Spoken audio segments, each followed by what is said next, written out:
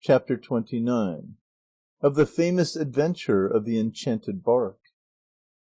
By stages, as already described or left undescribed, 2 days after quitting the grove, Don Quixote and Sancho reached the river Ebro, and the sight of it was a great delight to Don Quixote as he contemplated and gazed upon the charms of its banks, the clearness of its stream, the gentleness of its current, and the abundance of its crystal waters. And the pleasant view revived 1,000 tender thoughts in his mind. Above all, he dwelt upon what he had seen in the cave of Montesinos, for though Master Pedro's ape had told him that of those things part was true, part false, he clung more to their truth than to their falsehood, the very reverse of Sancho, who held them all to be downright lies. As they were thus proceeding then, they discovered a small boat, without oars or any other gear, that lay at the water's edge tied to the stem of a tree growing on the bank. Don Quixote looked all round, and seeing nobody, at once, without more ado, dismounted from Rocinante and bade Sancho get down from Dapple, and tie both beasts securely to the trunk of a poplar or willow that stood there. Sancho asked him the reason of this sudden dismounting and tying. Don Quixote made answer, "Thou must know, Sancho, that this bark is plainly, and without the possibility of any alternative, calling and inviting me to enter it, and in it go to give aid to some knight or other person of distinction in need of it, who is no doubt in some sore strait. But this is the way of the books of chivalry and of the enchanters who figure and speak in them. When a knight is involved in some difficulty from which he cannot be delivered save by the hand of another knight, though they may be at a distance of 2,000 or 3,000 leagues or more one from the other, they either take him up on a cloud, or they provide a bark for him to get into, and in less than the twinkling of an eye they carry him where they will and where his help is required. And so, Sancho, this bark is placed here for the same purpose. This is as true as that it is now day, and ere this one passes, tie Dapple and Rocinante together, and then in God's hand be it to guide us, for I would not hold back from embarking, though barefooted friars were to beg me." "As that's the case," said Sancho, "and your worship chooses to give in to these, I don't know if I may call them absurdities, at every turn, there's nothing for it but to obey and bow the head, bearing in mind the proverb, 'Do as thy master bids thee,' and sit down to table with him. But for all that, for the sake of easing my conscience, I warn your worship that it is my opinion this bark is no enchanted one, but belongs to some of the fishermen of the river, for they catch the best shad in the world here." As Sancho said this he tied the beasts, leaving them to the care and protection of the enchanters, with sorrow enough in his heart. Don Quixote bade him not to be uneasy about deserting the animals, for he who would carry themselves over such longinquous roads and regions would take care to feed them.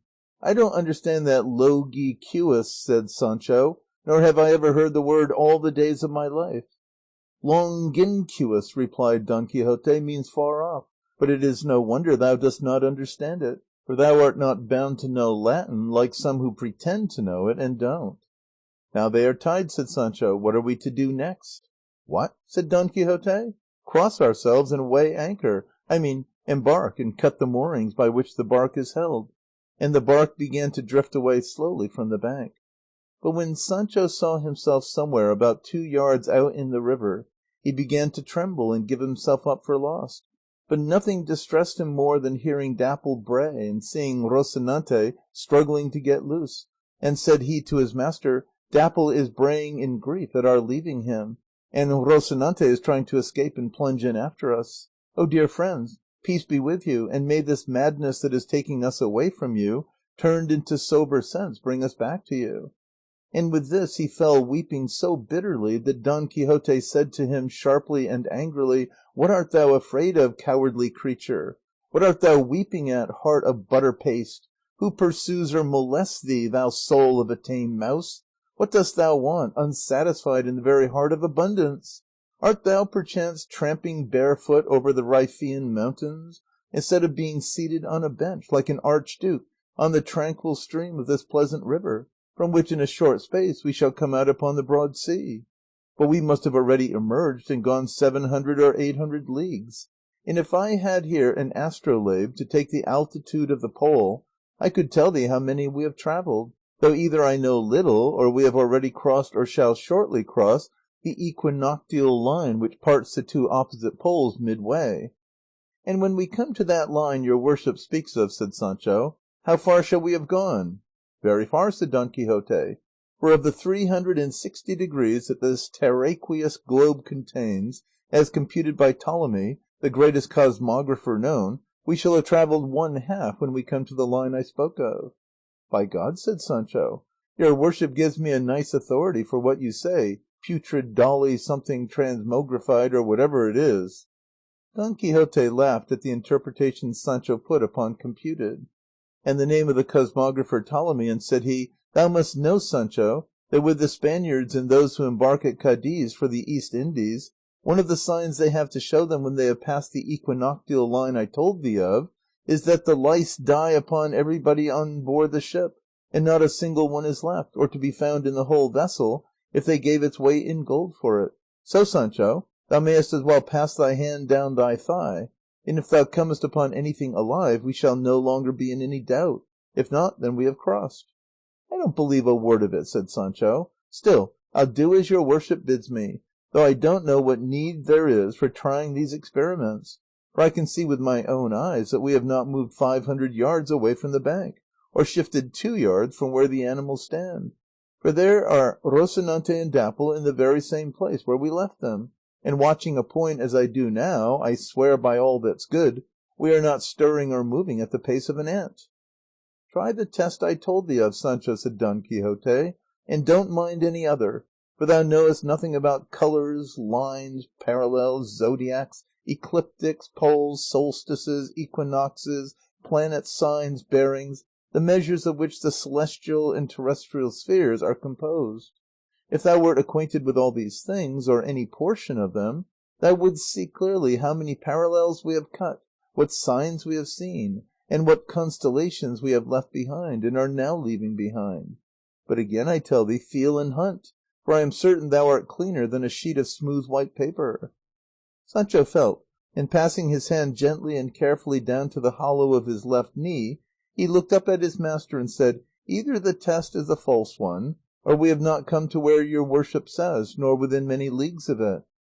"Why, how so?" asked Don Quixote; "hast thou come upon aught?" "Ay, and oughts," replied Sancho, and taking his fingers he washed his whole hand in the river along which the boat was quietly gliding in midstream, not moved by any occult intelligence or invisible enchanter, but simply by the current, just there smooth and gentle. They now came in sight of some large water mills that stood in the middle of the river, and the instant Don Quixote saw them he cried out, "Seest thou there, my friend? There stands the castle or fortress, where there is, no doubt, some knight in durance, or ill-used queen, or infanta, or princess, in whose aid I am brought hither." "What the devil's city, fortress, or castle is your worship talking about, señor?" said Sancho. "Don't you see that those are mills that stand in the river to grind corn?" "Hold thy peace, Sancho," said Don Quixote; "though they look like mills, they are not so. I have already told thee that enchantments transform things and change their proper shapes. I do not mean to say they really change them from one form into another, but that it seems as though they did, as experience proved in the transformation of Dulcinea, sole refuge of my hopes." By this time the boat, having reached the middle of the stream, began to move less slowly than hitherto. The millers belonging to the mills, when they saw the boat coming down the river and on the point of being sucked in by the draught of the wheels, ran out in haste, several of them, with long poles to stop it, and being all mealy, with faces and garments covered with flour, they presented a sinister appearance. They raised loud shouts, crying, "Devils of men, where are you going to? Are you mad? Do you want to drown yourselves, or dash yourselves to pieces among these wheels?" "Did I not tell thee, Sancho," said Don Quixote at this, "that we had reached the place where I am to show what the might of my arm can do? See what ruffians and villains come out against me! See what monsters oppose me! See what hideous countenances come to frighten us! You shall soon see, scoundrels!" And then standing up in the boat he began in a loud voice to hurl threats at the millers, exclaiming, "Ill-conditioned and worse-counselled rabble!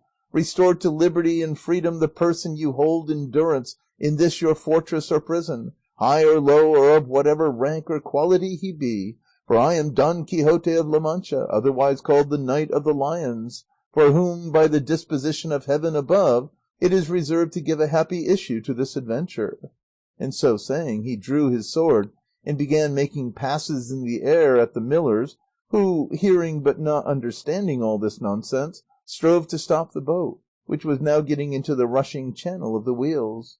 Sancho fell upon his knees, devoutly appealing to heaven to deliver him from such imminent peril, which it did by the activity and quickness of the millers, who, pushing against the boat with their poles, stopped it, not, however, without upsetting and throwing Don Quixote and Sancho into the water. And lucky it was for Don Quixote that he could swim like a goose, though the weight of his armour carried him twice to the bottom; and had it not been for the millers, who plunged in and hoisted them both out, it would have been Troy town with the pair of them. As soon as, more drenched than thirsty, they were landed, Sancho went down on his knees, and with clasped hands and eyes raised to heaven, prayed a long and fervent prayer to God to deliver him evermore from the rash projects and attempts of his master.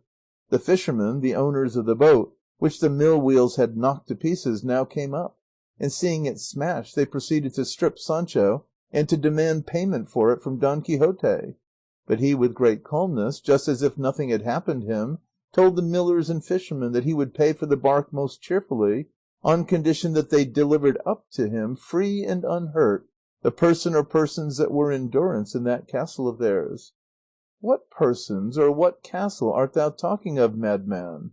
Art thou for carrying off the people who come to grind corn in these mills?"